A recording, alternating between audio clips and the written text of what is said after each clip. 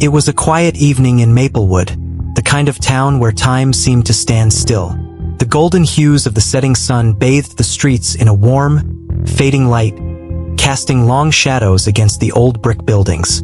The trees swayed gently, their rustling leaves whispering secrets to the wind. A street sign, weathered by time, creaked softly as it rocked back and forth, bearing the town's name, Maplewood. Everyone here knew each other. Every face was familiar, every story intertwined. But beneath the town's peaceful exterior, there was something else, something just beneath the surface. And on this particular evening, something felt different. 10-year-old Emily Carter was an energetic girl, known for her bright smile and love for helping others. That evening, she set out with a basket of cookies, hoping to raise money for her school's charity drive. But she never came home. The town was about to learn that the quiet evening would be shattered, and Emily Carter would become a mystery that no one could solve. As the search began, there was no trace, no clue. Emily was gone. And yet, one clue remained, a piece of the puzzle that would change everything. Time is a strange thing when you're waiting for someone. At first, a few extra minutes feel like nothing, an innocent delay easily explained away. You tell yourself they'll walk through the door any second now. Maybe they got distracted. Maybe they stopped to help someone. But as the minutes stretch longer, that quiet reassurance begins to fade. For Laura Carter, the evening had started like any other. She had set the dinner table, humming softly to herself, expecting to hear the sound of Emily's footsteps any moment now. But that moment never came. She told herself not to panic. Emily was a responsible girl, independent, kind. Maybe she'd just lost track of time. Maybe she was still out with a neighbor, finishing up her charity rounds. But still, something didn't feel right. Then, an uneasy silence filled the house. A silence that stretched too long. The kind that presses against your chest, tightening with every second. She dialed again. This time, her fingers trembled just slightly. And then, a thought she had been pushing away slowly crept in. What if Emily wasn't just late? What if something had happened? At first, it seemed like an ordinary evening in Maplewood. But as the minutes stretched into hours, unease settled over the town like a creeping fog. Laura's calls went unanswered. Neighbors were questioned. Some recalled seeing Emily, her bright smile and eager hands offering cookies at their doorsteps. Yet after 6 p.m., her trail simply vanished. A woman stood on her porch, shaking her head, confusion in her eyes. An elderly man furrowed his brow, straining to remember if he had seen the girl pass by. Then, a breakthrough. A young boy hesitantly pointed down the dimly lit street. He had seen Emily walking toward the alley, but that was the last glimpse anyone had of her. Panic took hold. Flashlights flickered to life, beams slicing through the growing darkness. Doors were knocked on with urgency, voices calling her name echoing through the neighborhood. Emily's father ran through the streets, desperation in his steps, his voice breaking as he shouted, "Emily! Emily! Where are you?" The peaceful town of Maplewood had transformed. The once quiet streets now buzzed with anxious whispers and hurried footsteps. A place where everyone knew each other had suddenly become a town full of unanswered questions.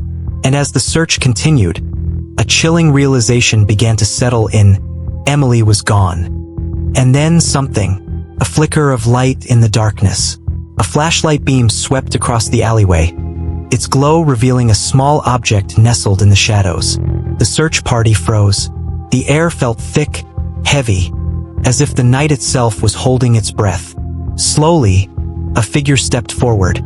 The light steadied, illuminating the sight that sent a cold shiver down their spines. Lying on the damp pavement was Emily's basket, its delicate contents spilled and broken. The cookies, meant to bring joy, now lay crushed beneath hurried footsteps, forgotten in the urgency of the moment. A few feet away, something even more chilling, a single tiny shoe, untouched, placed as if it had been left behind in a rush, or worse, as a clue to something unspoken. A mother's gasp sliced through the silence, raw with fear. Someone whispered Emily's name, barely audible, but there was no answer. Then came the sirens, flashes of red and blue cutting through the night, their reflections dancing wildly against the alley's brick walls. The police moved in, their radios crackling with static-filled orders. Officers scanned the area, but the truth was already clear. Emily was gone, and Maplewood would never be the same. The search for Emily Carter intensified, and Maplewood's quiet streets became a battleground for answers. Flyers with her face were posted on every lamppost, storefront, and community center, each one a silent plea for help. The image of Emily, smiling, bright-eyed, was now a symbol of the town's collective fear. Police officers canvassed every corner of the town, knocking on doors, speaking to neighbors, retracing Emily's steps like detectives unraveling a thread too tangled to follow. But no one had seen where she went, or who she was with. The mystery deepened with each passing hour. Inside the police station, officers worked tirelessly. The hum of radios and the sound of footsteps echoing down long hallways filled the air, as every available resource was poured into the search. And yet, despite the urgency, the town remained silent on the whereabouts of its most beloved child. Outside, Emily's mother, Laura, could be heard softly sobbing as an officer spoke with her, trying to comfort her in the midst of overwhelming uncertainty. The worry on her face was the same as every other parent in town. Fear of what they might never know. The town of Maplewood, once peaceful and predictable, now trembled with unanswered questions. Emily was still missing, and no one knew where to turn next. Then a breakthrough, small but chilling, as investigators combed through the scattered puzzle pieces of Emily's last known moments. A single detail emerged again and again: a dark blue van. Witnesses, hesitant at first, began to recall seeing the vehicle parked near Emily's usual route home. A schoolmate, voice shaky, pointed at a map during questioning, tracing the exact location where the van had been seen that evening. Some had dismissed it as nothing more than a passerby. But now, it took on an eerie new significance. Security cameras, grainy and unclear, captured fleeting glimpses of the van. Stationary for minutes at a time, headlights dimmed, its driver barely visible. Detectives pored over timestamps, flipping through pages of records, circling key moments, searching for a name to match the face they still hadn't seen. A sketch artist's pencil scraped across paper, forming the rough image of a man. Mid-40s, unshaven, eyes shadowed beneath the hood of a sweatshirt. A witness, voice barely above a whisper, described him standing near the park, his gaze locked onto the children playing there. "I saw a man. He was just watching. I thought it was strange." And then another discovery: the blue van caught on street camera footage. Investigators watched intently as it idled for a moment, then slowly pulled away, disappearing into the night. Was this the moment Emily vanished? And more importantly, was the man behind the wheel the one they were looking for? Days passed, and with each sunset, hope began to wane. What had started as a frantic, town-wide search now felt like a race against an invisible clock. Emily's family stood in front of flashing cameras, their eyes red-rimmed, their hands clasped together in silent desperation. The police chief, voice firm but strained, addressed the growing concerns. "We followed every lead, checked security cameras, and even brought in scent dogs, but Emily seemed to have vanished without a trace." His words, though meant to reassure, only deepened the sense of unease hanging over Maplewood. Reporters scribbled furiously in their notepads, whispering among themselves, trading theories and speculation. Behind them, detectives sat hunched over monitors, replaying hours of security footage, searching for a shadow, a movement, anything that might explain what had happened that night. But every frame told the same story. Emily Carter had walked those streets, and then she was gone. Outside, the tracking dogs led officers through narrow alleys and wooded paths, noses pressed to the ground, following Emily's scent like a ghostly trail. Then nothing. At the edge of an empty road, the dogs froze, whimpering slightly, then sitting in place. The scent was gone, just like Emily. No clear footprints, no conclusive security footage, no ransom call, no suspicious activity on nearby phones.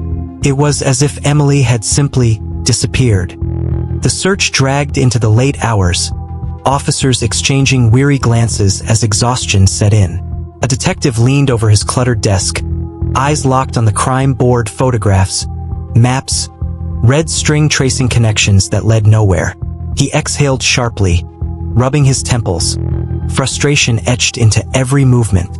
Outside, a missing poster of Emily fluttered against a lamppost, caught in the cold night wind. The once bright colors of her smiling face now seemed almost ghostly under the streetlights. As the wind picked up, the paper tore slightly at the edges, a quiet but painful reminder of time slipping away. Then, inside the station, the silence was broken by a sudden ring. Once, a pause. The station remains still.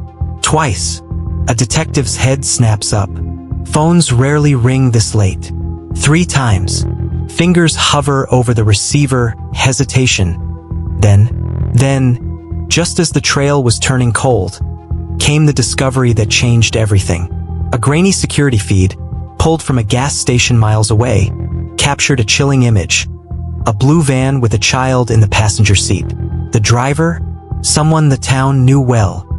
Greg Dawson, a handyman, a face everyone recognized but no one really knew. He'd fixed fences, repaired kitchens, even worked in Emily's neighborhood. But now, he was the key suspect in her disappearance. But when police arrived at his home, Dawson was gone. His house, abandoned. The van, nowhere in sight. And in the dim light of his garage, a single piece of evidence sent a chill through investigators. A child's jacket. Emily's jacket. Crumpled. Forgotten. Left behind. With the evidence mounting, law enforcement launched a statewide manhunt.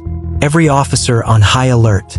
Every road watched. And then, 48 hours later, a motel surveillance camera captured him. Greg Dawson. Alone. Hiding. But not for long. In a coordinated raid, officers moved in. Within seconds, it was over. The man who had eluded police for days was finally in custody. But the real shock was still to come. Emily Carter. Alive. Locked in a basement. Cold, afraid, but alive. Thanks to swift police action, her nightmare was over. And for the first time in days, the town of Maplewood could finally breathe. Dawson later confessed. He had lured Emily with something simple, something innocent. Promise of cookies. But before his plans could unfold, authorities stopped him in his tracks. The nightmare was over. But Maplewood would never forget. After days of fear and uncertainty, Emily was finally where she belonged. Home. Safe. Wrapped in the love of a family that never lost hope. Maplewood came together. Neighbors, friends, even strangers, bound by one shared belief, that Emily would come home. And their determination made all the difference. Emily Carter's story is more than a tale of survival.